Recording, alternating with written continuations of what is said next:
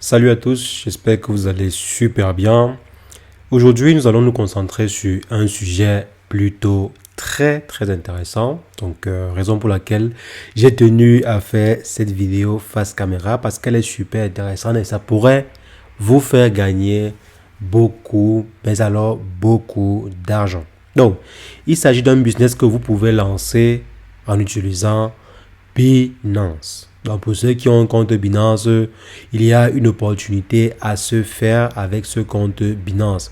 Que le marché soit en train de monter ou descendre ou d'aller à gauche ou à droite, vous allez gagner de l'argent avec le business que l'on va voir dans cette vidéo.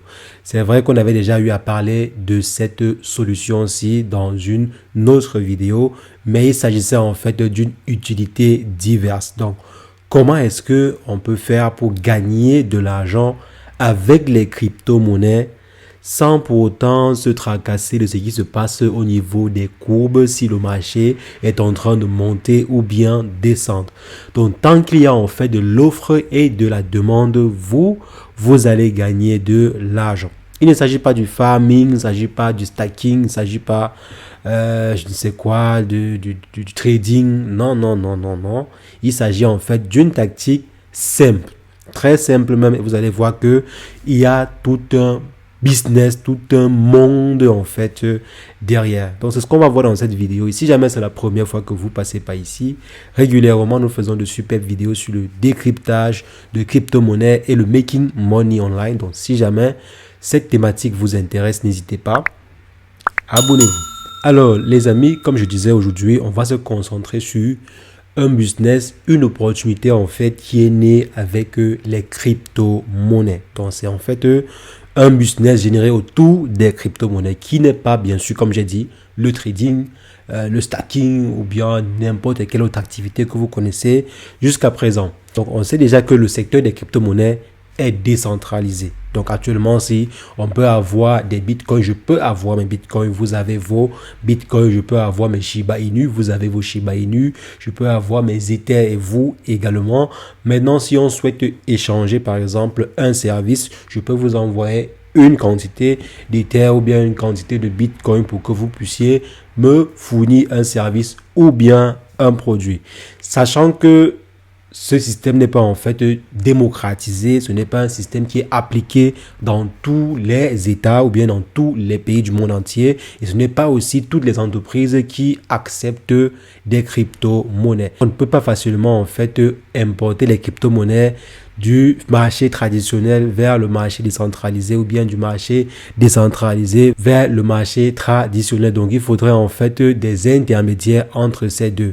Donc, ceux qui voudront par exemple quitter du marché décentralisé vers le marché traditionnel auront besoin d'un intermédiaire et vice versa. Maintenant, qui fera office d'intermédiaire?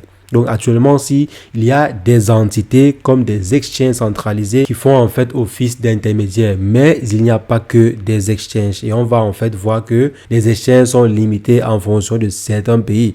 Il y a des pays où il n'est pas possible pour les exchanges de pouvoir, par exemple, permettre à des utilisateurs de pouvoir acheter des crypto-monnaies ou bien de pouvoir vendre des crypto-monnaies depuis leur plateforme. Ceux qui sont par exemple en Europe actuellement, si vous savez que depuis quelques temps, il n'est plus facile de pouvoir transférer ces euros ou bien ces crypto-monnaies. Si jamais vous avez eu à vendre par exemple vos crypto-monnaies, il n'est plus facile de transférer vos crypto-monnaies de Binance vers votre compte bancaire. Donc, il faut trouver un autre intermédiaire. Donc, comment faire en sorte que l'argent que j'ai sur Binance arrive dans mon compte bancaire moi.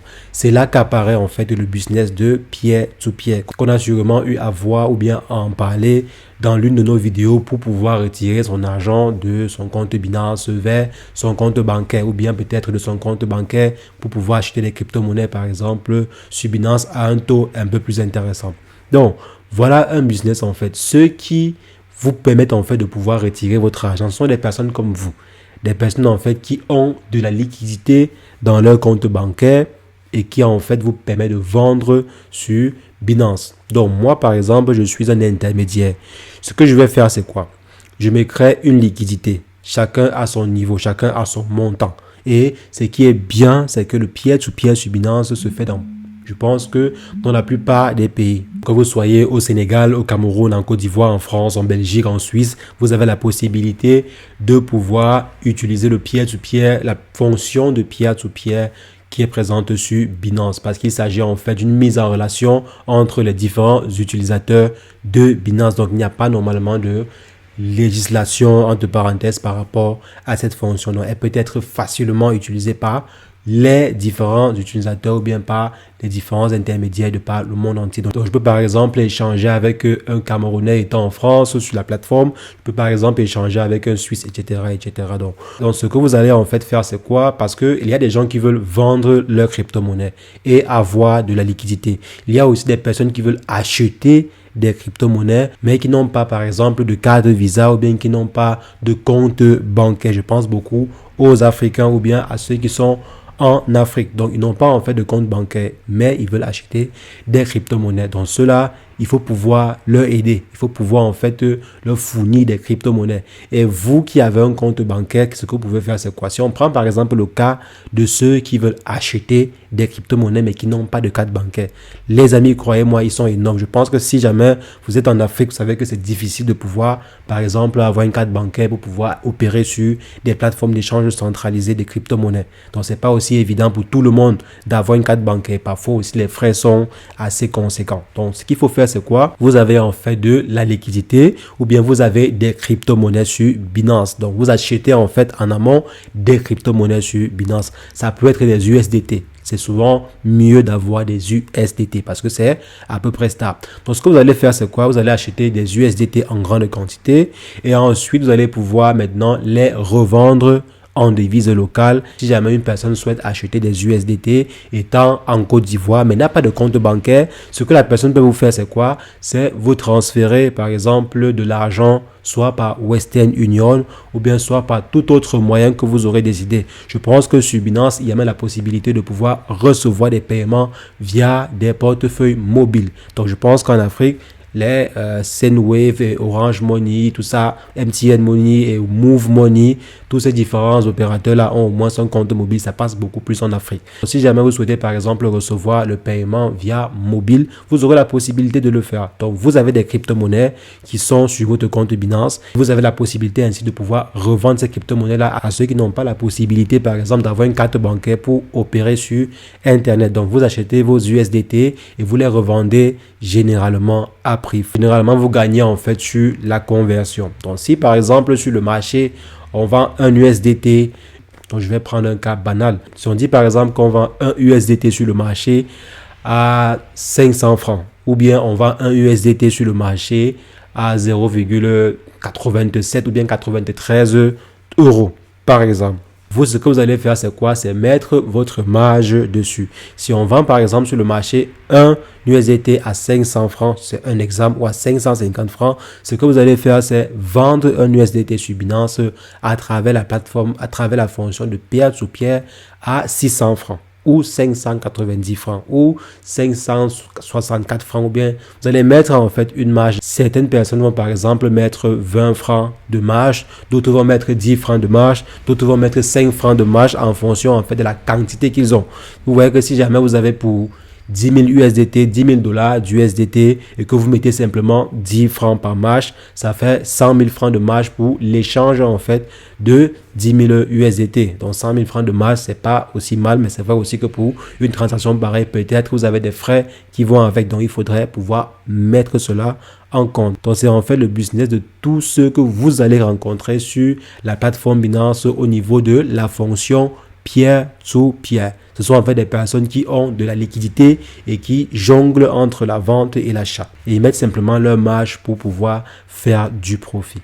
Donc voilà un business très simple. Et que ce soit en période de bear market ou bien bull run, ces personnes sont peinardes. Donc que le marché fluctue à la hausse ou à la baisse, ils n'ont pas de soucis. Et c'est un très gros business, surtout si vous réussissez à avoir une grande liquidité, parce que si vous avez aussi une petite liquidité, vous n'allez pas pouvoir faire des marges énormes. Supposons par exemple pour ceux qui sont en Afrique, si par exemple vous gérez avec du franc CFA et qu'une personne vous achète pour 100 000 francs de USDT et que vous mettez une marge peut-être de juste 10%, ça vous fait 10 000 francs. C'est vrai, ça peut aussi être des gains assez réguliers si vous avez de la liquidité de façon régulière et tout. Mais je pense que il faudrait, pour gagner vraiment gros et en faire vraiment une entreprise, il faudrait avoir un peu de liquidité. Donc, pour pouvoir vraiment gérer les transactions. Donc, vous allez en fait être comme une pool de liquidité. Vous allez pouvoir swapper, mais swapper entre la finance traditionnelle et la finance décentralisée. Donc, vous serez en fait au milieu, exactement comme cela se fait actuellement pour le swapping et les pools de liquidité. Mais ici, c'est plutôt entre les crypto-monnaies et la monnaie fiat. Donc, être un intermédiaire entre ces deux mondes, entre ceux qui voudront passer des crypto-monnaies au fiat ou bien des fiat aux crypto-monnaies. Sachant que les régulations et les législations en fait sont diverses en fonction des pays, vous allez pouvoir également jouer sur ce paramètre-là pour pouvoir vous faire des bonnes, mais alors des bonnes marges. Et aussi, comme j'ai dit, en Afrique, c'est pas du tout évident d'acquérir des crypto-monnaies si on n'a pas de compte bancaire, si on n'a pas de carte de visa. Donc, c'est pas aussi évident. Donc, avec une fonction pareille, vous pouvez mettre sur pied une très bonne activité qui vous rapporte énormément d'argent. Donc, les amis, voici un business que je voulais partager avec vous aujourd'hui. Vous savez, les crypto-monnaies, ce n'est pas seulement l'achat et la revente, ce n'est pas simplement le trading, ce n'est pas simplement le stacking, mais c'est carrément un business. Et vous devez également commencer à prendre l'activité ou bien à prendre la solution ou la technologie comme étant un business, les amis. C'est un business qui pèse très lourd. Très lourd. Laissons le côté investissement. Laissons le côté trading, comme j'ai dit. Pensez en fait au business même, en termes de activité. Le monde des crypto-monnaies, les amis, c'est une opportunité pas possible. C'est un business pas possible. Donc, vous pouvez simplement essayer de trouver votre couloir et de faire votre part de profit dessus. Donc, cherchez comment faire pour utiliser les crypto-monnaies pour se faire de l'argent. Pas forcément en investissant, pas forcément en tradant, pas forcément en stacking ou et tout ça. Non. Il y a des activités, il y a des business en fait. Vous pensez que Ethereum, celui qui est derrière Ethereum ou bien Bitcoin, quand ils lançaient en fait leur solution, est-ce qu'ils pensaient qu'ils devaient se faire de l'argent en tradant? Non, ce n'est pas en tradant. Ils savaient que lorsqu'ils devaient mettre en fait sur pied une solution pareille, ils devaient gagner sur les commissions en transactions. Lorsqu'ils devaient en fait avoir des transactions sur le réseau, ils devaient gagner. C'est là qu'ils se font du profit. Regardez par exemple la team Shiba Inu. Ça voit, ils se sont quand même fait un peu de profit quand le projet a pris de la valeur. Mais actuellement, si par exemple, ils sont en train de développer des solutions comme Shibarium pour pouvoir générer des frais sur chaque transaction qui seront par exemple effectuées sur le Layer 2. Et c'est là, en fait, qu'on crée un business autour des crypto-monnaies. Bon, là, ce sont des techniciens. Ils sont assez développés et ils sont très compétents. Donc, il y a des simples business comme celui-ci que vous pouvez également mettre de votre côté pour vous faire une bonne plus-value. Donc, à vous de saisir l'opportunité. C'est ce que je voulais partager avec vous dans cette vidéo. On va se revoir très prochainement pour une nouvelle astuce business, pour une nouvelle vidéo sur le décryptage de crypto-monnaies. Mais entre-temps, portez-vous bien. Ciao.